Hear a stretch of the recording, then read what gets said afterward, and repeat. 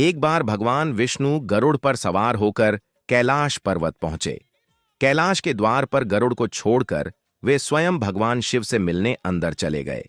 बाहर गरुड़ जी शांत भाव से कैलाश की अलौकिक सुंदरता को निहारने लगे। तभी उनकी दृष्टि एक नन्ही सी अत्यंत प्यारी चिड़िया पर पड़ी। वह इतनी सुंदर और निश्चल थी कि गरुड़ का मन अनायास ही उसकी ओर खींच गया। उसी समय यमराज भी कैलाश पहुंचे। जैसे ही उनकी नजर उस चिड़िया पर पड़ी, उनके चेहरे पर एक गहरा आश्चर्य उभर आया। यह देखकर गरुड़ तुरंत समझ गए कि उस चिड़िया की मृत्यु का समय बहुत निकट है और यमराज उसे लेने आए हैं। करुणामय गरुड़ को यह विचार व्यथित कर गया। उन्हें वह छोटी सी चिड़िया मरती हुई देखना स्वीकार नहीं था। क्षण भर भी विलंब किए बिना गरुड़ ने उस चिड़िया को अपने सशक्त पंजों में उठाया और उड़ चले। वे उसे कैलाश से हजारों कोस दूर एक घने जंगल में एक ऊंची चट्टान पर सुरक्षित छोड़ आए। मन में संतोष लेकर गरुड़ पुनः कैलाश लौट आए।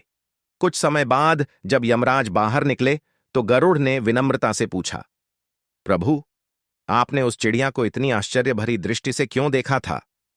यमराज मुस्कुराए और बोले, गरुड़, जब मैंने उस चिड़िया को देखा था तभी जान गया था कि उसका जीवन यहीं समाप्त नहीं होगा, बल्कि कुछ ही क्षणों बाद वह हजारों कोस दूर एक जंगल की चट्टान पर एक नाग द्वारा खा ली जाएगी।